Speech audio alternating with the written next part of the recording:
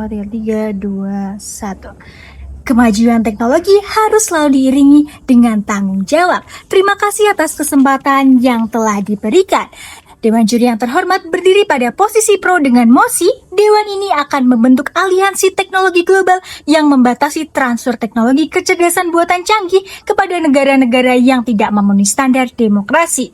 Kemudian masuk kepada argumen definisi. Yang pertama, aliansi teknologi global, kerjasama antar negara demokratis yang memiliki kemampuan mengembangkan AI untuk menyusun aturan bersama mengenai ekspor AI, lisensi, investasi, penelitian, dan distribusi AI canggih. Kemudian yang kedua, transfer teknologi. Segala bentuk pemberian akses teknologi, baik berupa lisensi model AI, kerjasama riset AI, pemberian source code, transfer keahlian, pembangunan pusat data, maupun penyediaan infrastruktur AI. Kemudian yang ketiga, AI canggih. Teknologi AI dengan kemampuan tinggi yang dapat digunakan untuk kepentingan strategis negara. Contohnya, seperti superkomputer AI, chip AI kelas tinggi, AI militer, AI keamanan cyber, AI pengawasan skala nasional.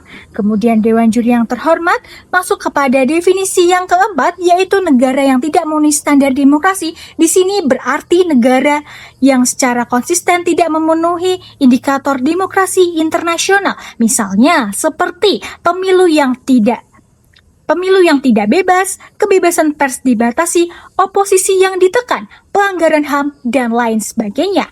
Penilaiannya dilakukan berdasarkan indikator yang telah diakui secara internasional dan disepakati dalam aliansi, bukan berdasarkan kepentingan sepihak dari suatu negara.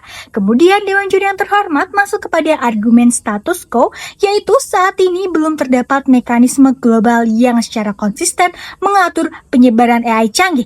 Akibatnya yang terjadi adalah perusahaan dapat menjual teknologi AI ke hampir semua negara, yang dimana tidak semua negara itu stabil dan layak diberikan teknologi tersebut. Kemudian AI mulai digunakan untuk pengawasan massal, sensor informasi, manipulasi opini publik, hingga pengembangan kemampuan militer.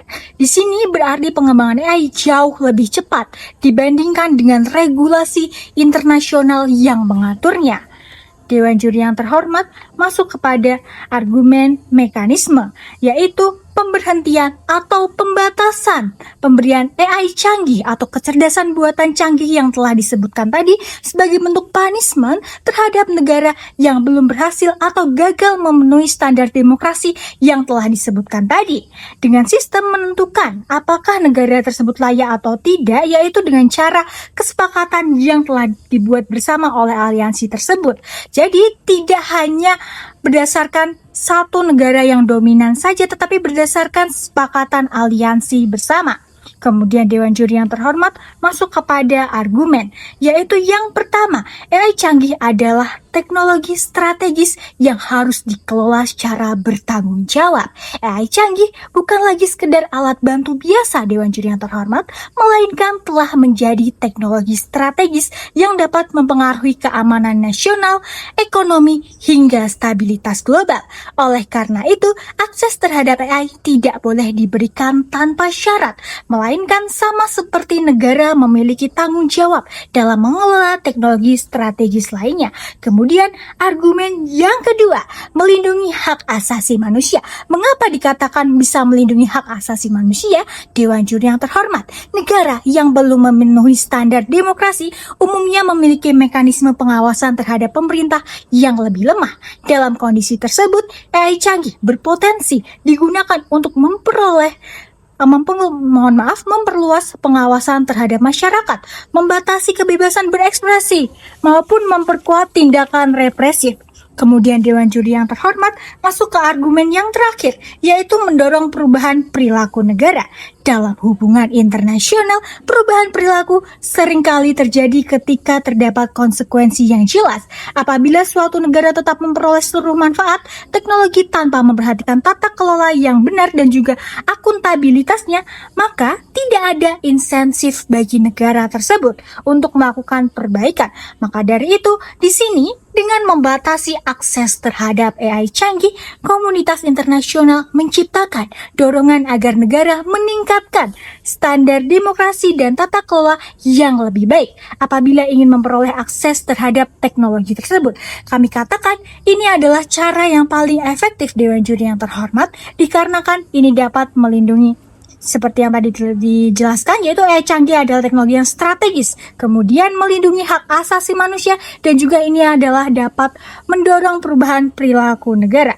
Mengapa kami dapat lebih unggul daripada tim kontra, yang dimana dampaknya di sini kami memberikan yaitu masyarakat sipil lebih terlindungi dari penyalahgunaan AI canggih tersebut, dan keamanan global lebih terjaga karena AI strategis tidak dapat dipindah kontrol.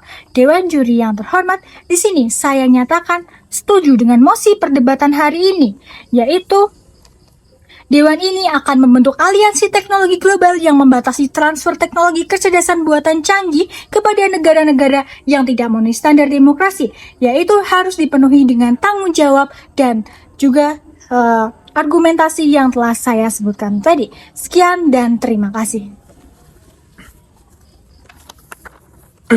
Bismillahirrahmanirrahim. Assalamualaikum warahmatullahi wabarakatuh. Perkenalkan, nama saya Fahri Ahmad selaku tim kontra dalam mosi debat kali ini.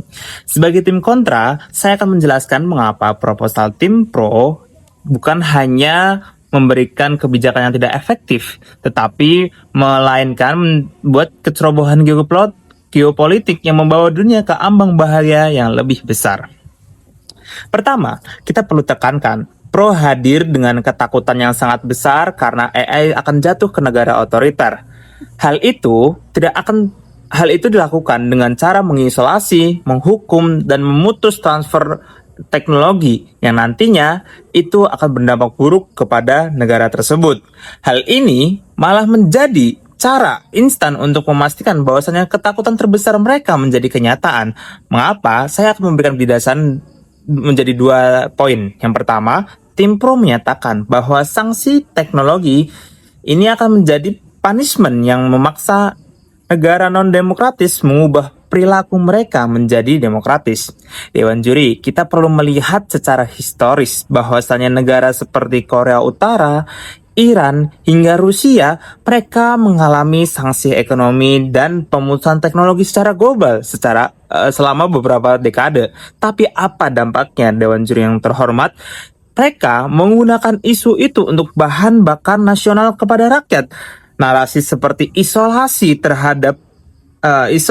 oleh Barat menjadikan bahan bakar pemerintah untuk terus mengekang rakyatnya secara otoriter. Sehingga hal ini malah menjadi dampak yang lebih buruk daripada di sisi kami.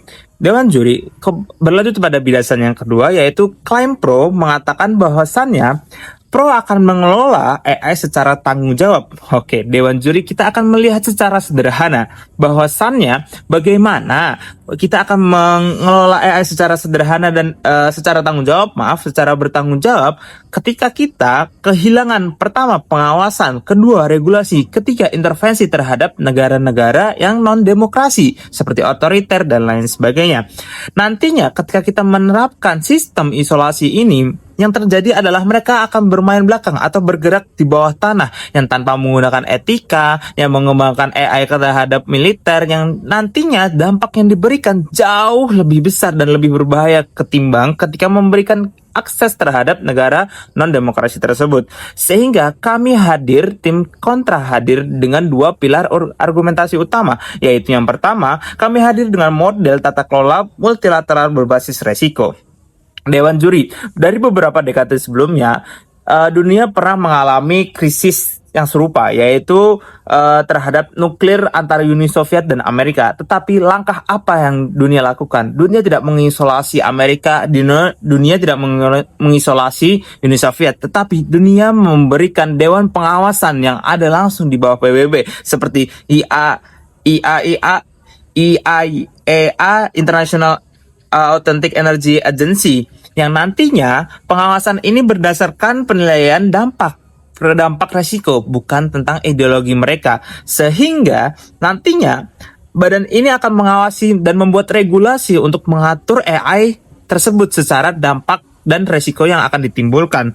Sehingga kenapa negara non-demokratis akan ikut serta dalam pengawasan ini? Karena sejatinya mereka sendiri sebenarnya takut akan teknologi tersebut. Karena jika regulasi tersebut atau teknologi tersebut tidak diberikan regulasi, nantinya teknologi tersebut akan menyerang mereka sendiri.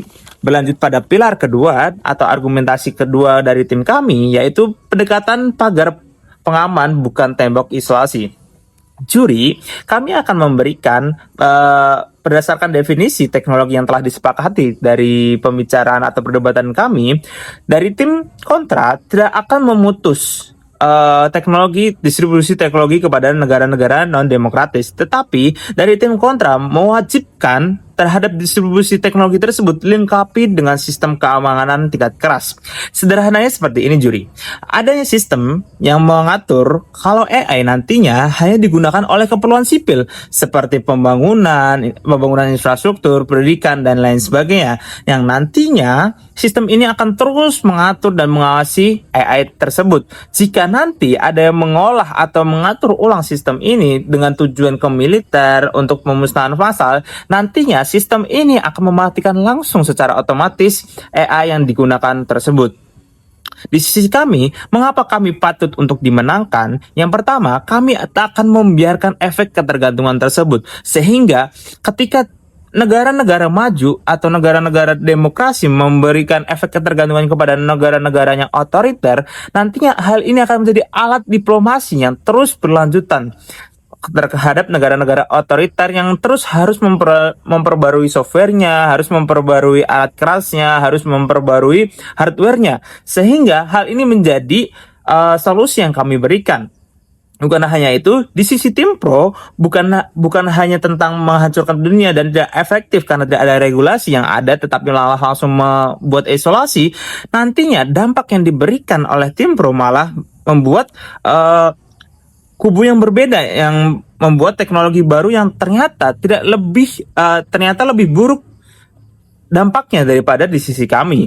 Dampak nyata yang kami berikan dari tim kami, dari tim pro mengatakan tim pro akan mengisolasi. Hal ini akan berdampak pada terjadinya perang karena dunia nanti akan terbagi menjadi dua kubu, antara kubu demokratis dan kubu non-demokratis, yang nantinya ini akan terjadi perang dingin berkelanjutan seperti beberapa dekade sebelumnya. Akibatnya yang telah kita rasakan bersama, terjadinya krisis global yang terjadi berulang. Dan di sisi kami, di sisi kontra, mengapa solusi kami patut untuk dimenangkan? Karena dari kami akan memberikan regulasi multilateral dan terus-menerus bekerja sama kemanusiaan secara global, yang nantinya kami tetap memberikan distribusi terhadap seluruh negara, perkembangan AI kepada seluruh negara, tetapi kami mengunci potensi bahaya dengan maksimalkan penguncian universal dan mematikan jarak jauh, sehingga tim kami mengatakan bahwasannya kami menghadapi permasalahan ini bukan hanya dengan perang dingin saja, tetapi dengan regulasi yang jelas dan pengawasan yang ketat. Oleh karena itu, bangga menjadi tim kontra. Wassalamualaikum warahmatullahi wabarakatuh.